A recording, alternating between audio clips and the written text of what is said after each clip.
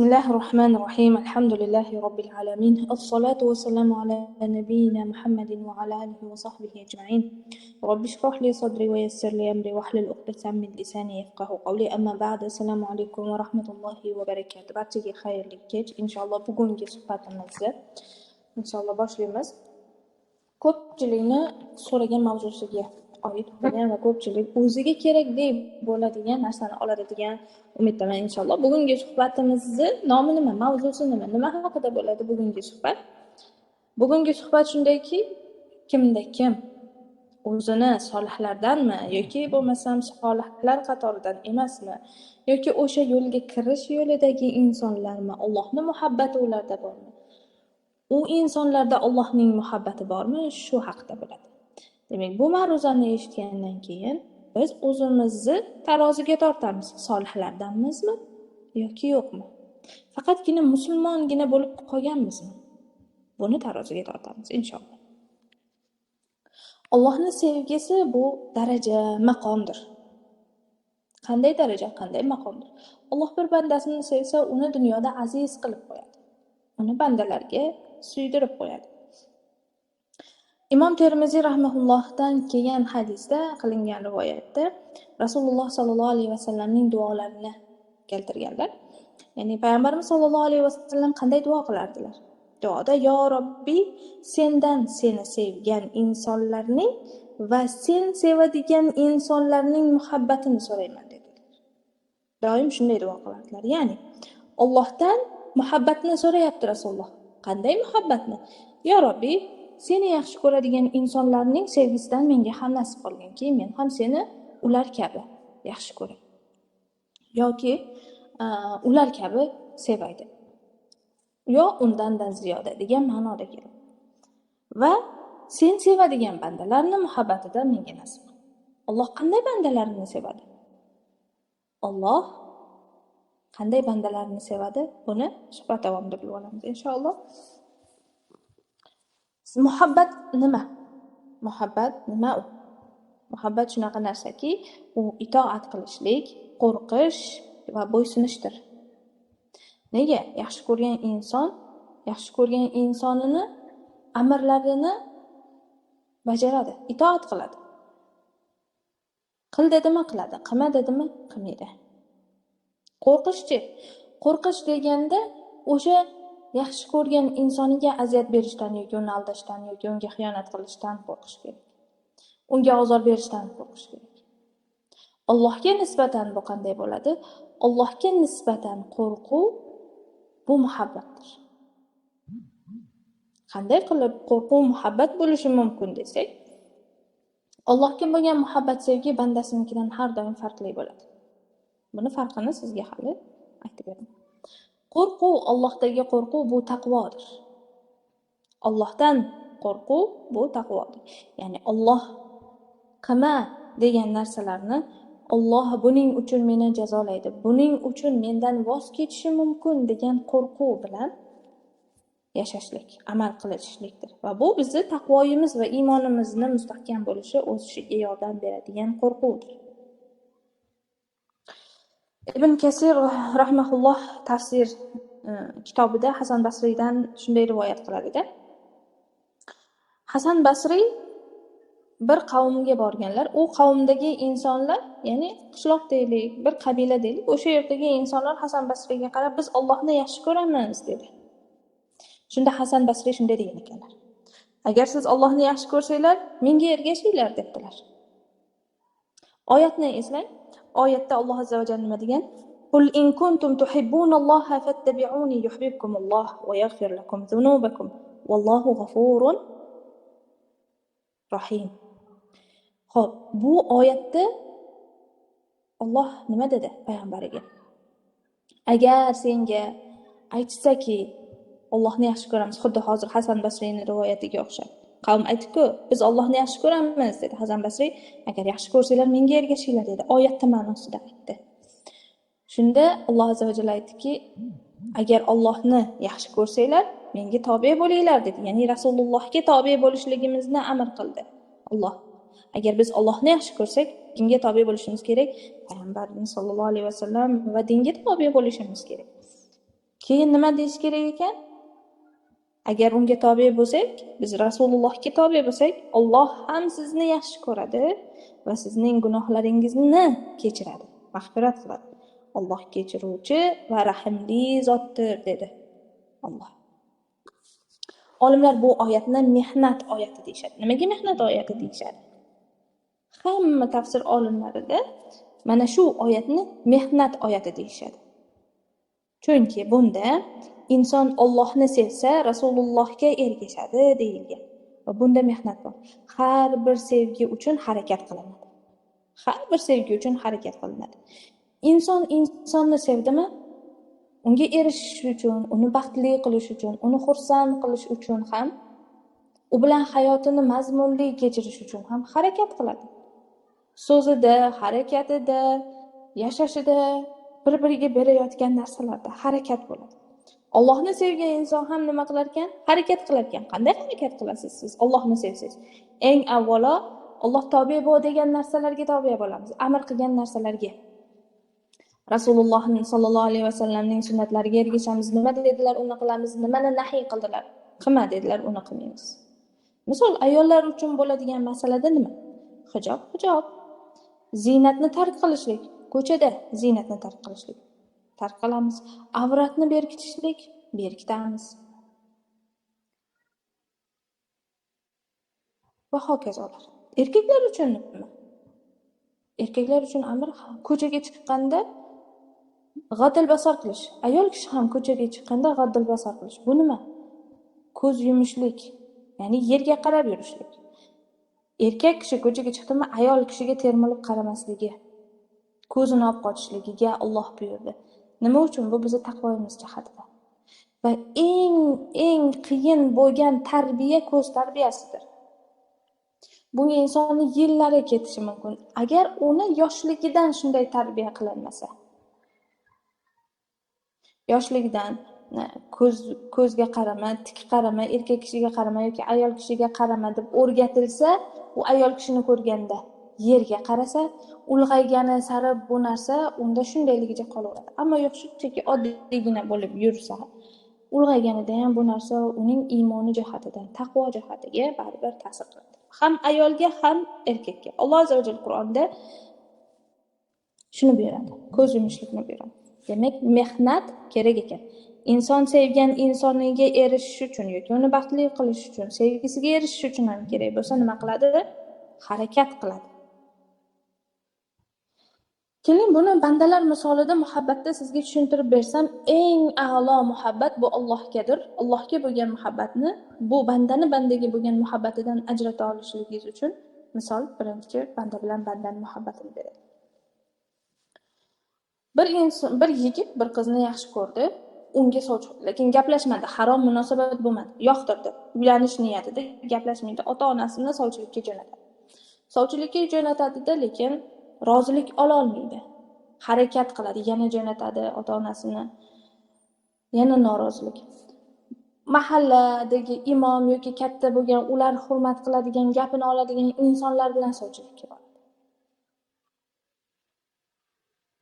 Shunda ham nima bo'lmasa, yo'q javob keladigan bo'lsa, yana nima qiladi?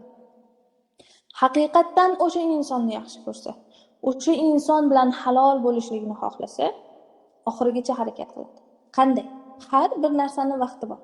Namozda so'rashligi mumkin, ziyoda harakat qilishligi mumkin. Ziyoda harakat qanday? Borib ota-onasi bilan yana gaplashish. Sababi nima uchun deyman? Demakki, agar yigit taraflama bo'ladigan, boylik, kambag'allik yoki qanaqadir dard, shunaqa narsalar bo'ladigan bo'lsa, uni ochilishi kerak.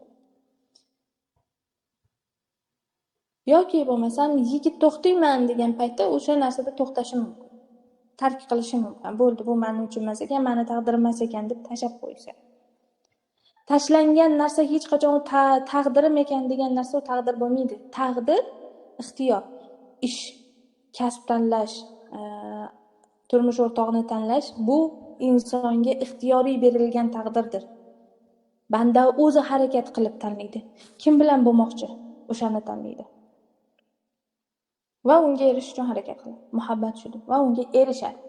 Bu insonlarning o'rtasida bo'lgan halol sevgiga bo'lgan harakatdir. Endi Allohga bo'lgan sevgini qarang. Allohga bo'lgan sevgi shundayki, siz Allohni sevdingizmi? Nimaga erishishga harakat qilasiz? Allohni rizoligiga erishishga harakat qilasiz. Allohni jamolini ko'rishga harakat qilasiz. Allohni bergan va'dasi jannatiga kirishlikka harakat qilasiz. U qanday bo'ladi? Alloh nimani yaxshi ko'radi? Alloh nimadan rozi bo'ladi? Namoz, roza, zakot, sadaqa, haj, iymon, taqvo, nafila amallar, ya'ni nafil namozi, nafil rozalar, zikr, tafakkur. Alloh yaxshi ko'radigan, rozi bo'ladigan narsalar. Ularni siz bajaryapsiz. Nima uchun bajaryapsiz? Erishish uchun. Nimaga erishish uchun? Allohning rizoligiga erishish uchun.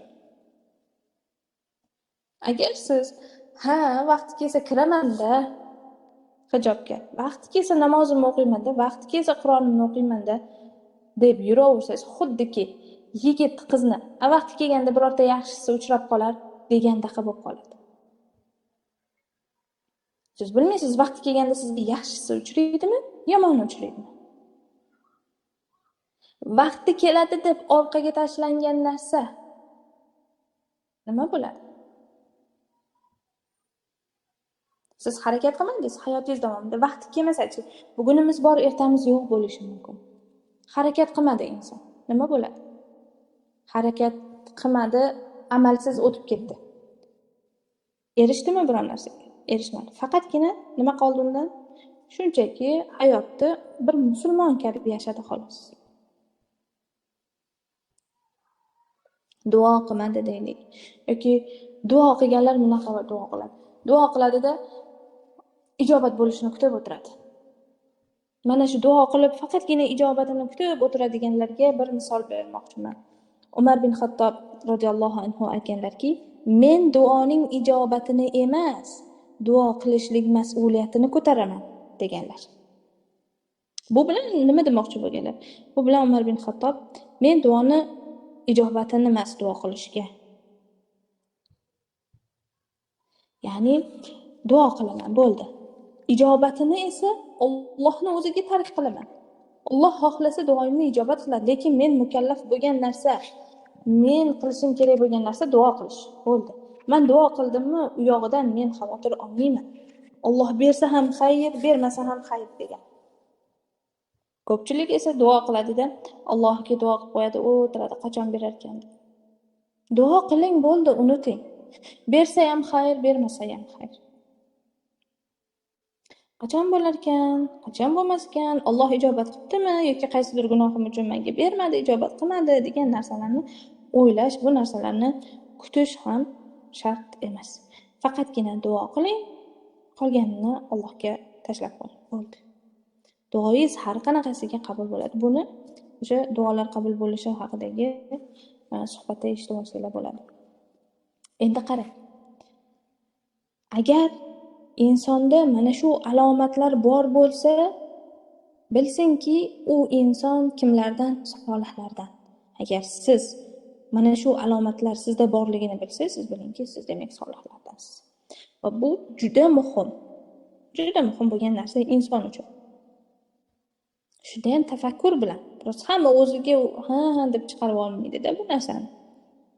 Biroz chuqurroq tafakkur bilan o'ylab eshiting. Eng birinchi alomati Alloh sizni yaxshi ko'rishi. Buni qanday bilamiz? Oddiy.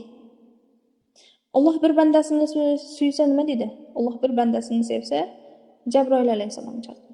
"Yo Jabroil, men falonchi bandamni yaxshi ko'raman, sen ham yaxshi ko'r." Jabroil alayhisalom xo'p dedi. Jannat farishtalariga tushadi. "Ey farishtalar, Alloh falonchi bandasini yaxshi ko'rar ekan, men ham yaxshi ko'rdim. Siz ham yaxshi ko'rding." Bu yerda Allohning buyrug'i ketyapti. Jabroil alayhisalomga men yaxshi ko'rdim, sen ham yaxshi ko'r degan. Farishtalar ham qabul qiladi. Va so'ng osmon qatiga tushiriladi. Yerga nido qilinadi. Yer yuzida yaratilgan har bir narsa aytiladi farishtalar tomonidan. Alloh falonchi bandasini yaxshi ko'rdi, siz ham yaxshi ko'ring. Hamma buni qabul qiladi. Agar siz bandalar ichida, ya'ni insonlar ichida sevilayotgan bo'lsangiz, Biling, Alloh sizni sevadi. Hamma bandani yaxshi ko'radi. Yo'q. Yomon insonlar ham bor, yaxshi ko'rmaydigan. Hamma yaxshi ko'radi degani emas. Eng muhim joyi shu yerda. Solih bo'lsangiz, sizni solihlargina yaxshi ko'radi. Hammani muhabbati bu yerda hech qanday vaznga ega emas. Vaznga ega bo'lgan, muhim bo'lgan, e'tibor berishingiz muhim bo'lgan narsa bu solih insonlar sizni yaxshi ko'ryaptimi? Ana o'shalarni muhabbati sizda bo'lsa, bilingki, Alloh sizni yaxshi ko'radi. Solih insonlar kimlar? Amali ko'p bo'lgan, qalbida kiri bo'lmagan, birovning orqasini kovlamaydigan, faqatgina Alloh bilan mashg'ul bo'lgan insonlardir solihlar. Namozini o'qigan, zikrini qilgan, ibodatini qilgan, zakotini bergan, sadaqasini bergan, insonlarga yaxshilik qilib yurgan ahli ilmlar. Allohga erishish maqsadida har joydan Allohning ilmini izlab yurganlar. Bir xil insonlardan so'raysizki, nega falonchini yaxshi ko'rasan? Desa, bilmayman, deydi. Ko'rdim, yaxshi ko'rib qoldim, deydi. Ba'zilardan so'raysiz, nimaga shuni yaxshi ko'rasan? Nimaga bu ma'ruzani eshitasan? Nega bu ustozni eshitasan? Nega bu ustozdan olmaysan? Buni ilmi kuchliroq, bundaki kamroq desa, bilmayman, nimagadir shu insonni eshitdim, yoqdi, menga yoqib qoldi, yaxshi ko'rib qoldim. Solih bandasini muhabbatini Alloh faqatgina solih bandalariga solib qo'yadi. Hamma inson ham yaxshi ko'radi degani emas.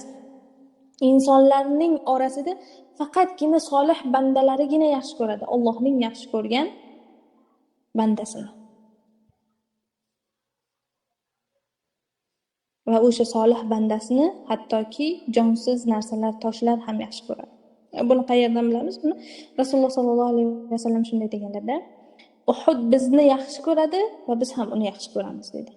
Bu degani bilan Alloh yaratgan har bir narsa, chunki Allohning amri bilan farishtalar yerga bu narsani e'lon qildi. Alloh mana shu bandasini yaxshi ko'radi dedimi? Bo'ldi, yaxshi ko'radi.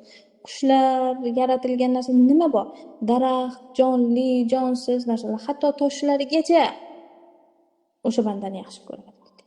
Tasbih aytadi uning uchun, yaxshi ko'radi dedi. Mana bu solihlikning alomati. Siz qaradingiz.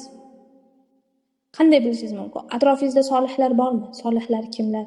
Sizni faqatgina yaxshilikka tortadiganlar.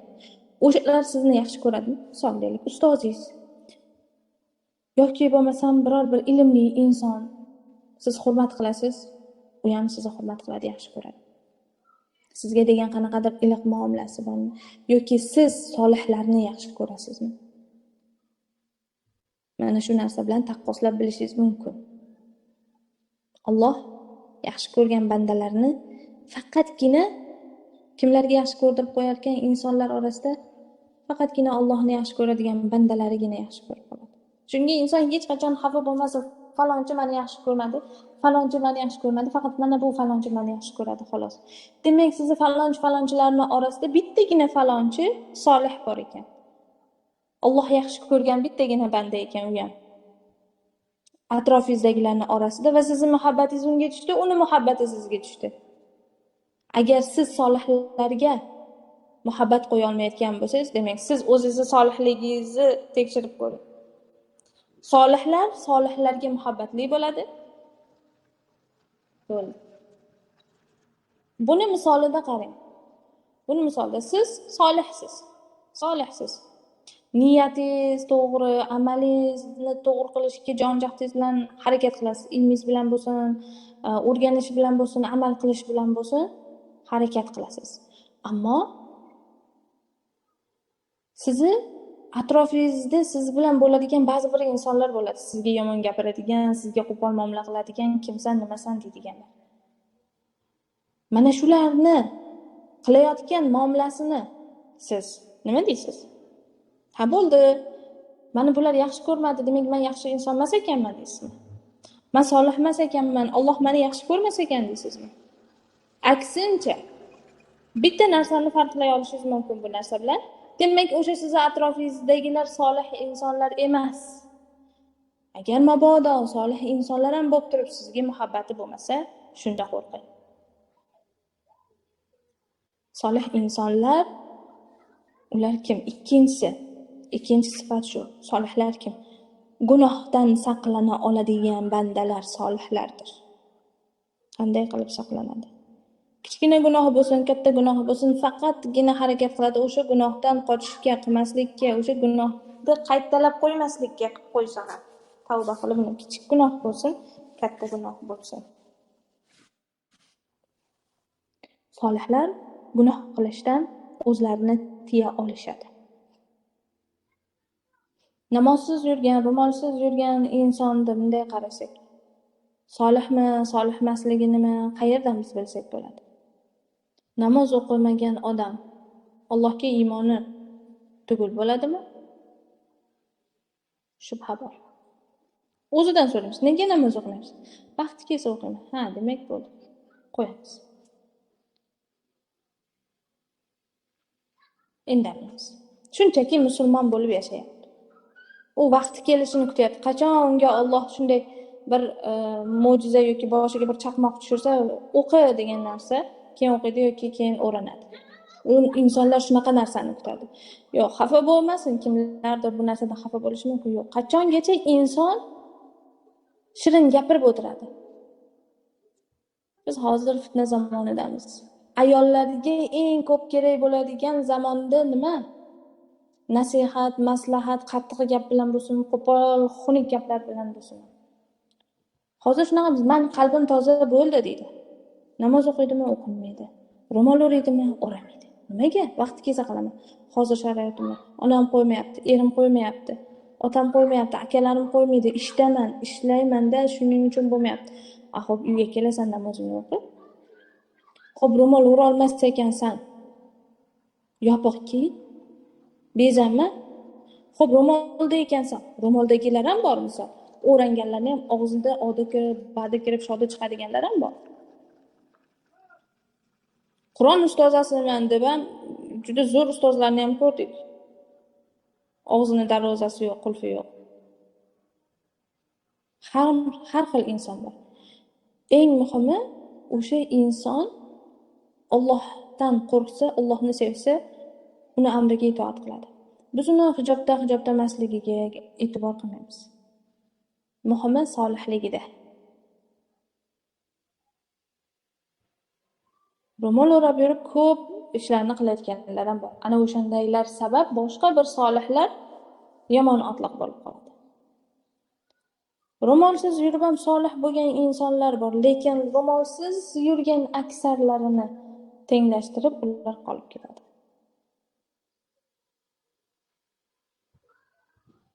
Shuning uchun har bir inson eng avvalo o'ziga mas'ul. Biz birovga mas'ul emasmiz. Xato qilyaptimi? Biz eslatib qo'yamiz bo'ldi. Unga biz mas'ul emasmiz. Biz uning uchun hukm chiqarmaymiz. Uni hukmini Alloh chiqaradi. Solihlar gunohdan saqlanadi deganimiz ham shu, orqasidan ham xayolingizda ham, fikringizda ham, so'zingizda ham boshqa bir insonni yomonligini gapirmaysiz, faqatgina yaxshilaysiz. G'iybat ham gunoh kabiralardan hisoblanadi. Rasululloh sollallohu alayhi vasallam aytadilar-da, g'iybatning og'irligi zinodan 100 barobar og'irroqdir dedi. Zinoni bilamiz-a, qanaqa yomonligini, qanaqa kabiraligini, katta gunohligini. Endi g'iybat deyaptilar. Hayolingizda bo'lsa ham, so'zingizda bo'lsa ham g'iybat qilib qo'ydingizmi kimnidir? Zinodan 100 barobar katta bo'lgan gunohni qildingiz ekan. Qur'onda nima dedi? Birodaringizni go'shtini yedingiz, yegan bo'lasiz dedi. G'iybat qilsangiz, tuhmat qilsangiz. Ya'ni musulmonning go'shtini yeyishlik. Mana shu darajada. Shuning uchun gunoh qilishda kichigi, kattasi, g'iybat oddiy narsadek ko'rinib qolgan insonlarga yo'q, oddiy narsa emas. Shuning uchun har qanaqa gunohdan inson hayolida ham, so'zida ham cheklanishi kerak. 3-sifat esa solihlarning sifatidan Allohni ko'rishlikka mushtoq bo'lishligi. Ya'ni duosida ham, niyatida ham, har bir nimasida Allohga mushtoq, sog'inadi Allohni ko'rishlikni. Faqat duolarida nima qiladi? Allohni so'raydi. Alloh jamolingni nasib qilgin, jannatingda seni jamolingni ko'rishlikni nasib qilgin deb duolar qiladi. Tanada ruh bo'lmasa, u tana yasha olmaydi. Endi ana o'sha ruh tanaga, ya'ni insonni jasadiga ruh qanchalik muhimligini biz bilamiz. Allohni sevgisi u ruhni tanaga muhtojligidan ham afzalroq va kerakliroq ekan. Allohga bo'lgan muhabbatni yo'qotib qo'ymaslik kerak. Allohga bo'lgan sevgingizni yo'qotdingizmi? Bo'ldi. Uni o'rnini topadigan, uni o'rnini to'ldiradigan narsa topa olmaysiz. Xuddiki bir inson sevgan insonini yo'qotdi. Ayrildi, erisha olmadi yoki bo'lmasam vafot etdi. Uni o'rnini to'ldirish uchun nima qiladi? Boshqa sevgi izlaydi, boshqa sevgi izlaydi. Lekin xuddi uni sevgisidek sevgi bo'lmaydi. Yo u bera olmaydi, aniq sevgisini yo'qotgan inson xuddi unaqa sevgini bera olmaydi. Birinchi sevganiga bergan muhabbatni uni o'rnini to'ldirish uchun olgan sevgisiga bera olmaydi. Bu insonlarning orasidagi sevgi. Bu hammasi faqatgina misol uchun. Alloh bizga mana shu narsalarni bergan. Allohning sevgisini yo'qotganlarni, sevgini azobini bilamiz. Sevgida bir-biriga erisha olmagan oshiqlar bor. Erishib biroz vaqt birga bo'lib yoki dunyodan xotinlarning orasida bir eri o'tib ketib yoki ayol kishi birinchi o'tib ketganda qanaqa og'riqli bo'ladi. Azob, bir umr azoblanadi, sog'inadi, o'ylaydi. Agar haqiqatdan sevgan bo'lsa. Lekin xotinlar orasida ishq bo'lmaydi deyshadi. Alloh azza va jall xotinlar orasida mawadda bor dedi va rahma bor dedi. Ya'ni rahmat bor dedi. Hurmat va farzand. Ishq, muhabbat qachon paydo bo'ladi? Qachonki siz unga erishish uchun butun umringizni berasiz. Shundagina u sevgi, shunda u ishq bo'ladi. Allohga sevgimiz xuddi shunday. Biz hali ham Allohga erishmadik. Qachon erishamiz? Jannatda erishamiz. Biz yo'lda yurgan majnunlarmiz. Hali ham biz sevgimizga erishmadik. Erishish maqsadida harakat qilayotgan oshiqlarmiz. Oshiqlarning azobini oshiq bo'lgan inson biladi. Qanchalik og'irligini, uni ko'ra olmasligingiz, unga erisha olmasligingiz, u bilan birga bo'la olmaganligingiz.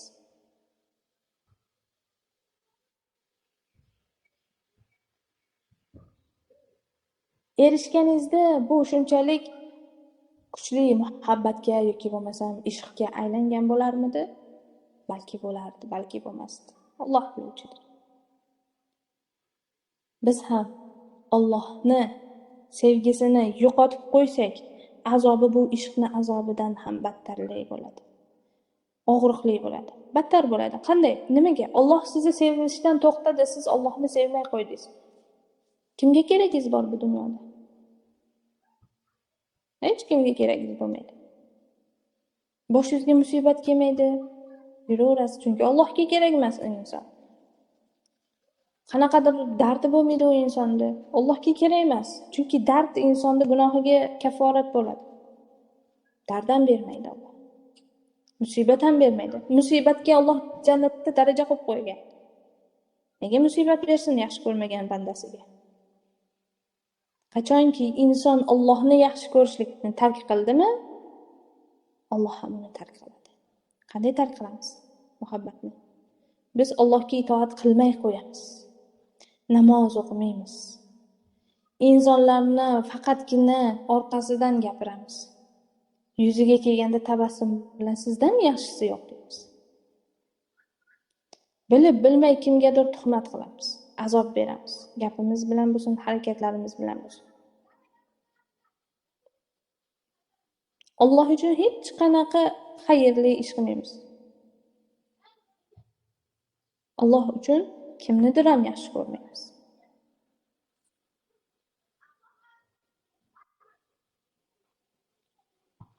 Alloh uchun kimnidir ham yaxshi ko'rolmaymiz. Shundagina nima bo'ladi? Biz Allohning sevgisini yo'qotamiz. Alloh ham bizni tark etadi. 4-chi alomati esa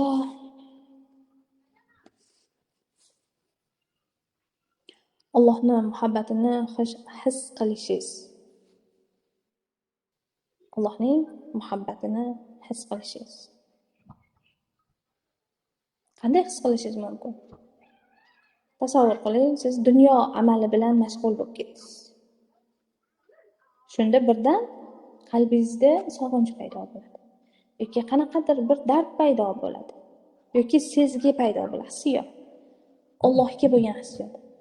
Men namozimni qanday qilaman ekan? Zikrimni to'g'rilashim kerak. Biror bir ilmni o'rganishim kerak degan eslatma solib qo'yadi Alloh. O'zini muhabbatini eslatish uchun. Bu nima degani? Sen solihlardansan. Alloh seni yaxshi ko'radi degani. Allohning muhabbatini qalbingizda his qilishingiz. Qanday his qilasiz uni? Allohning muhabbatini qalbingizda his qilishingiz, uni sog'inasiz. Unga itoat qilasiz, zikr qilasiz. Alloh sizdan rozi bo'lish uchun nimani qila olsangiz, uni qilasiz. Ya'ni bu narsani nomini qanday tushuntirib berishni, nima deyishni ham bilmayman. Buni faqatgina haqiqatdan his qilganlar biladi. Qanaqa hissiyot ekanligini. Qalbda qanday u hissiyot. Bandalariga bo'lgan sevgi kabimi? Yo'q.